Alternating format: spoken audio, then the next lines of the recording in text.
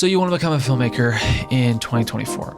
I totally get where you're at, because in 2016, I was in the exact same place. I had actually just met my hero, Casey Neistat, and I was ready to make videos. I was super inspired. That's where I started. But there's a lot that's changed since 2016. So in this video, I'm gonna break down in 3 easy steps, really, how I would become a filmmaker if I started from scratch today and how I think it can help you. Now, I want to clarify before we go any further that the title filmmaker applies to a lot of different positions on the filmmaking set. But what I'm talking about today is going from zero to someone who could effectively create a handful of videos for a client, make money doing so, and work with the team as well. The first things first, we got to get started. And if you haven't ever made videos or you've just kind of dabbled in it, this is gonna be a great step for you to get started. Whether you're using your phone or a camera, it doesn't matter what equipment you have, because the point here is to just get the reps in. Just get started making something.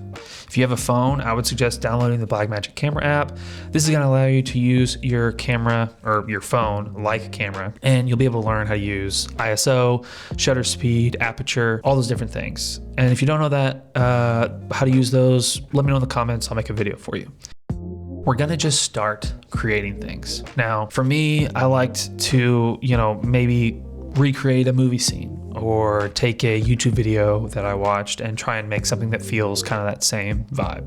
Obviously, I don't have the budget to go skiing in Sweden, but I could possibly make a video that kind of gave off the same vibe as that vlog that I saw. So whatever it is for you, whatever's inspiring you right now, it's okay to copy or try to recreate that thing, because it's gonna help you get started and learn what it's like to actually make a video.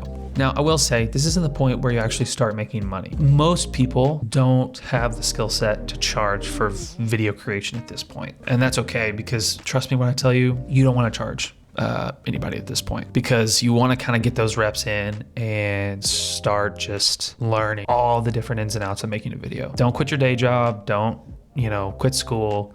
Just see if you like it. And also, I will say at this point, you could purchase some gear, but if I was going to suggest one thing for you to purchase, I would just say focus on lighting and maybe a couple audio things, because lighting will make any camera look a lot better. Audio will make any camera sound a lot better. The attractive thing is to get a awesome camera that's going to give us the footage like the person that we love their videos. It's like Peter McKinnon uses his camera, I'm gonna get that camera. But I don't think that's the right approach, because if you don't have the skills to back up the camera, it's not gonna give you that footage. So just take it from me, focus on some lighting, some audio equipment, and we'll go from there. If you need recommendations, again, let me know in the comments, I got you. And honestly, for me, when I was in this stage, it was right as I was actually stopping doing photography. And I was very, very into, like I said, skiing vlogs in Sweden, but more importantly, Casey Neistat vlogs. And I just want to make stuff like that. So I started trying to make some videos with my camera and make vlogs, I guess, but like my own type of vlogs. I don't love any of those videos from the past, but that's okay, because it was really through making those videos that I learned that I actually want to make videos. I would personally give this stage around 3 to 6 months. And I know that sounds like a long time, but the longer you give this stage, the better chance you will have on knowing if you really, really want to make videos for a long time. I think if you rush through this stage, you may end up making money from filmmaking, but not actually loving what you're doing. And in my mind, that's just not worth it. So give this stage at least 3 months. Just make stuff for fun. Next, we need to just get going. And what I mean by that is, think of it like a little bit of a jog. We've been walking for miles, and now we know that we love to walk. Now we want to see if we love to jog. And I think at this point, you've been making stuff for a while. You have a rough idea of what you like to make and how you like to make it and all that. Now we're going to set ourselves up to get paid jobs. I think at this point, it is fun to start looking at a camera that you might be interested in, but it is also hard because you haven't really made any money from filmmaking. So you may not be ready to buy a camera financially. That's okay. In this stage, I think it's important to start making videos for people for free. A lot of people will disagree with me on this, and they'll say, you shouldn't make a video for free because then that client may never be able to turn into a paying client because you gave them an awesome product for free and they just don't see why they need to pay for it. But I will say this, the people that you're going to make these free videos for, whether they're family, friends, small business owners, if they know you and they know what you're doing and they see you improving, they'll be open to negotiating and talking about a price for the videos you've been making for them. But if they don't, and they just are happy to have a free video, that's okay, because all you can do is focus on making the best thing for them as possible. And then if that thing leads to more paid jobs, there you go, there's your value. So I think making free videos for people is an incredible value to you as a beginning filmmaker. Or if you don't want to make something totally for free, then you can just barter with people. Like, hey, give me store credit or a gift card to your company or a couple products that your company makes for a video. I think that's a great way to go about it. At this point, you could also start making spec ads, which are basically videos for people they didn't ask you to make, like a Nike spec ad, a commercial, or like something for Hydro Flask, right? What you want to focus on when you're trying to find these, free jobs is making videos that you want to make. So all of these instances I've used are commercials because that's probably the best way to make money doing filmmaking. But if you, by chance, don't want to make commercials, look for stories you can tell. If you want to make documentaries, tell stories of people. If you want to make narrative work, then start writing some scripts and start making those scripts. For the purposes of this video, I think commercials are the best way to make money early on as a filmmaker, so that's what we're going to focus on. It is important here, just like the previous stage, to get the reps in. While this is a great stage to maybe buy a camera or buy some additional gear, I will say this again, gear is not gonna make you a better filmmaker. Before you buy a new piece of gear that you think is just gonna change the way you make films, first focus on your own skills. If there's something you don't know how to do, spend a ton of time or maybe even buy a course about that thing. There are a lot of great courses on moment.com. I love those courses.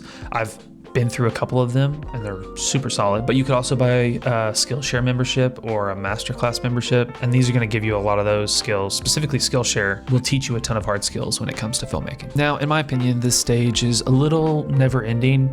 I think there's always gonna be opportunities as a filmmaker to make something for free for someone, just simply because you love what they're doing and you wanna make the video for them. I find myself in this situation all the time where it's like, hey, this is a really cool concept. I don't care what the budget is. I just want to make it. I think that's a totally normal thing. And on top of that, you're always going to need to improve your skills. If you stop improving your skills or creating things just for fun, I think that's when you're going to start to see actually a roadblock in your filmmaking journey. So think of this stage as never ending, but let it kind of evolve naturally and see what it ends up looking like for you. The point of this stage is to finish it with a lot of good projects that you're proud of and that also represent the type of videos that you want to make. That is the goal, because as you start to make money from filmmaking, what you're going to learn is there's a lot of people that will want to pay you for making a video for them, but not all those people actually want you to make things that you want to make. And that's okay, some of those you have to do,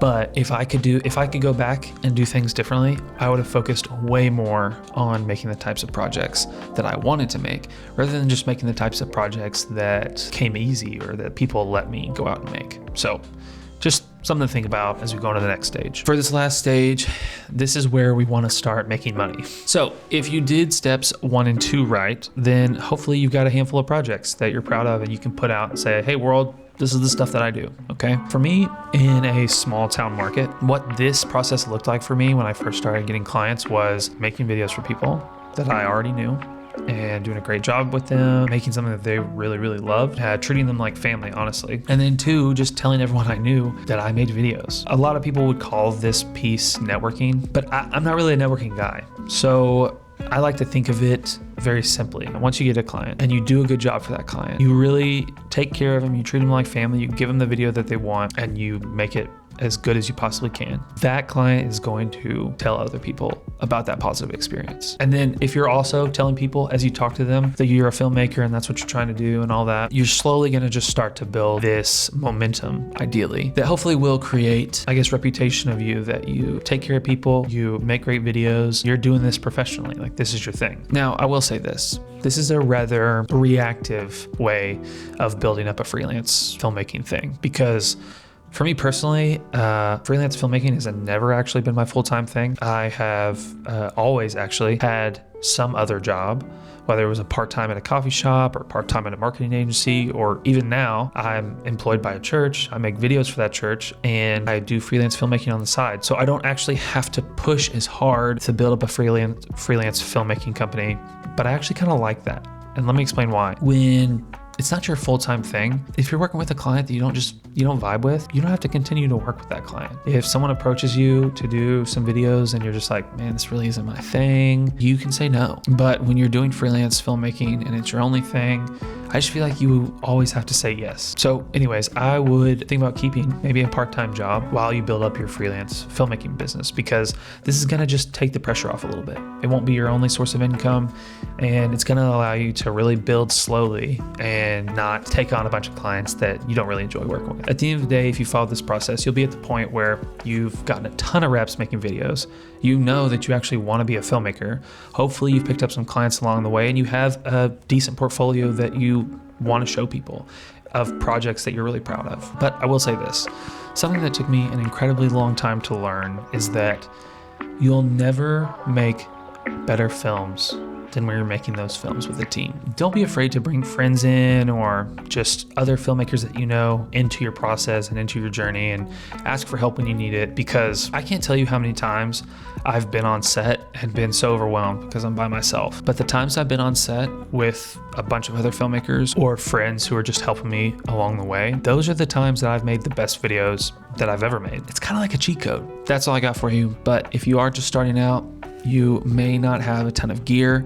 So as you're in that first stage and you're trying to light a scene at home, check out this video where I light a scene with household objects. Hopefully it'll help you get started and give you an interesting idea to try and work around. But until next time, let's get out there and make better films.